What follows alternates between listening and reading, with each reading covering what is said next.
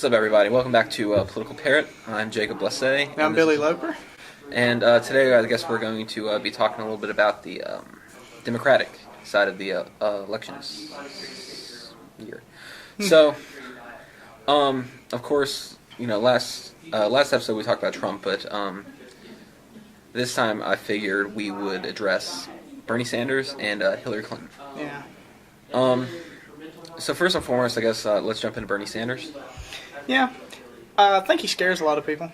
He really does, because since the McCarthy era, socialism's the first thing that pops into people's minds. Communism, and the first thing that pops into people's mind when you think communism that's anti-America, which kind of is. And it's really interesting because Sanders is he calls himself a socialist. A democratic socialist. In 2008 we saw Barack Obama was sprinting away from the term. Yeah, running. Yeah, so it's really interesting because despite all that, he hasn't been doing terrible. Yeah. In the election. Which, now, from what I've seen, we could attribute some of his success to the 20-somethings. Just voting age. Oh, he's getting a lot of support from, the younger people. But what's interesting, though, is that the younger people aren't the ones who are really voting that often. Yeah, they're not voting very often. They like to say, yeah, this guy on social media, but they're never going to leave the house to go vote. But the big problem I see with that, if you are a more liberal person, you lean towards the socialist side of things, that's fine. If you like Bernie, that's cool. But that's what I'm seeing with a lot of the younger people is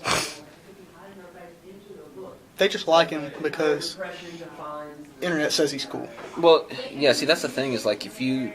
You don't know what you're talking about. It's I still guarantee that a lot of the people supporting Sanders don't actually know what socialism is. Yeah, and not supporting something, whether or not supporting something and not understanding what it is just as ignorant as hating something and not knowing what it is. Well, and I think that's the thing is that his stances. I mean, he wants a single payer healthcare system. He wants $15 minimum wage. He's fairly anti-war. Yeah.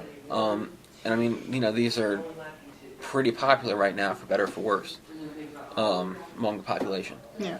I find what's really interesting about Sanders is that he doesn't really have a ton of big business support behind him. He doesn't have really any. Almost all. I mean, except for big unions. Yeah, but he doesn't accept backing. He accepts donations. Yeah. So I think that's great. Well, that's the thing is that most of his donations have come from individual small donations. I think it's under $1,000. Yeah, small donations, $100 or so from his supporters. Yeah, that's a great thing that he runs things that way. And it's been really interesting seeing how the left has reacted to the Sanders presidency. In that, I've seen a lot of people refer to him as the Ron Paul of the left. Yeah. In that he's really kind of bringing the party back to its roots. Yeah, and he really is, and that's a good thing.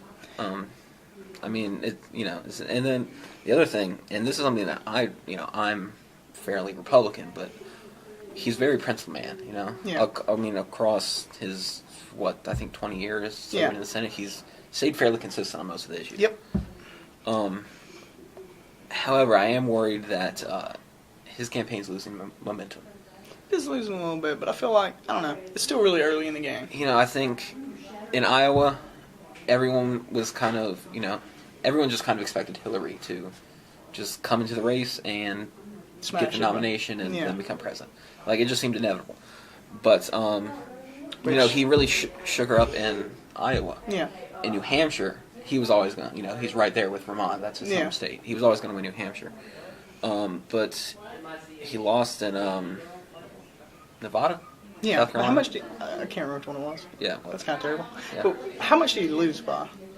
It was a bigger margin than Iowa. I want to say it was South Carolina, and he lost considerably. No, it was Nevada, wasn't it? It was Nevada. It was Nevada because Trump won Carolina, and But Super Tuesday's coming up, and I think Hillary's really just gonna wipe the floor with him. You think so? In the South, yeah. Which is kind of terrible because I just don't think he has the pull in the South that he does in the Northeast. If he can get the Democratic nomination, then I'll be okay. Because I'm not necessarily saying I'm a Sanders supporter, but I'm certainly not behind Hillary. Yeah. Because that is positively terrifying. Well, when you look at the controversy that's surrounding her before she even gets nominated. Yeah, well, it's interesting too because, I guess that brings us into our next point, Hillary Clinton. Yeah. Who. Dick Nixon. Yeah, I mean it's been interesting to see her this was her race to lose. You know what I mean? Yeah. And she's done everything she can to lose it.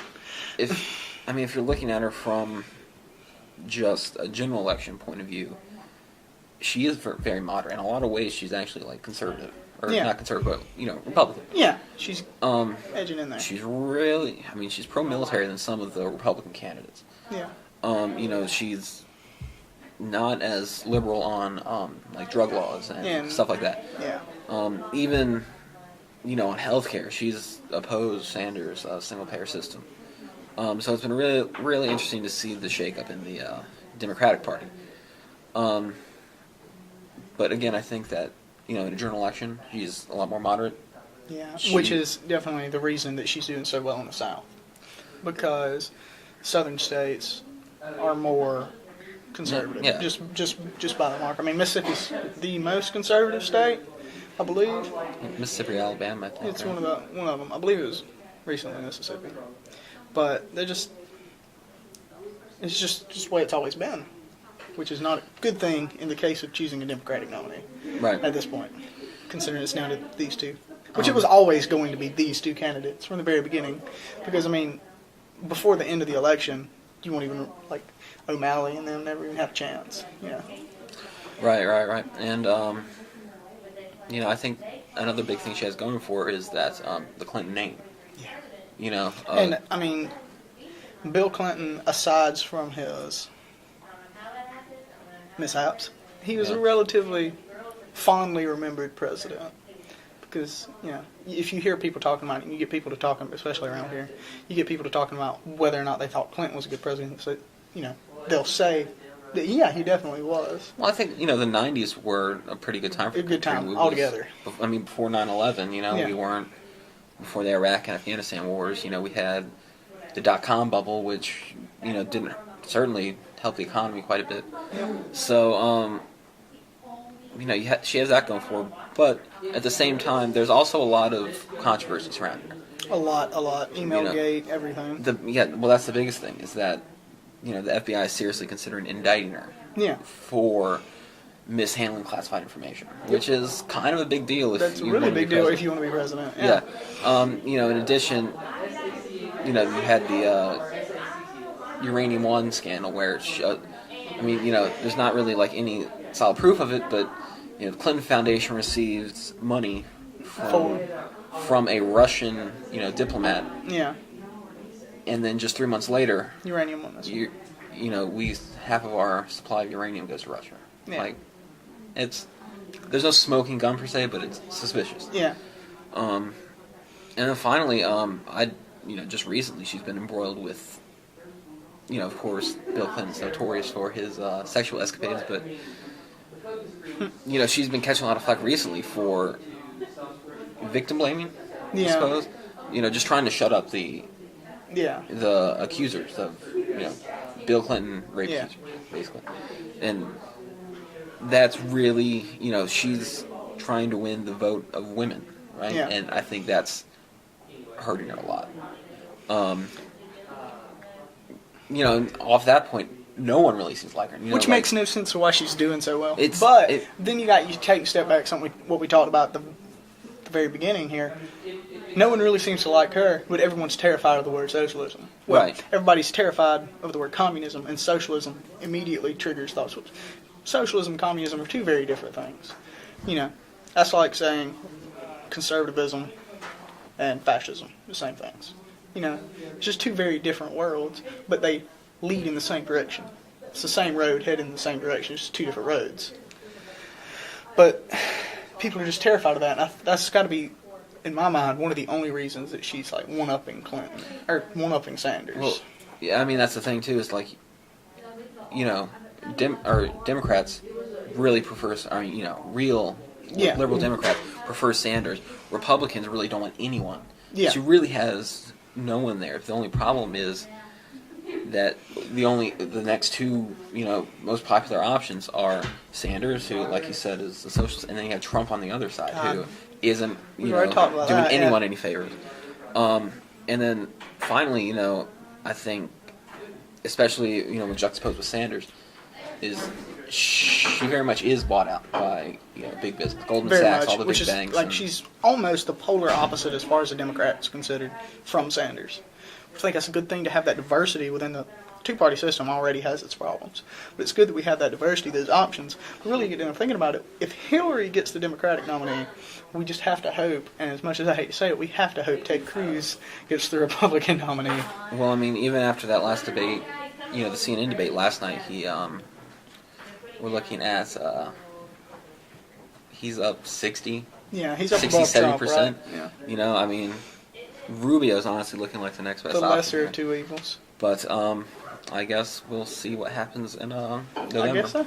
Well, really what I'd like to say before we finish things up is I really just want to encourage people, if you're interested or you see things about Bernie, whether you think that's a great idea or that sounds like terrible, just do some research, find out things, especially in today's age. Socialism automatically gets equated to communism. It's just really good to go and research these things before we finish up. That's fair. So what do you want to talk about? What are we going to talk about in the next video? I'd really like to address the PC culture on campus, college campuses. Sounds great.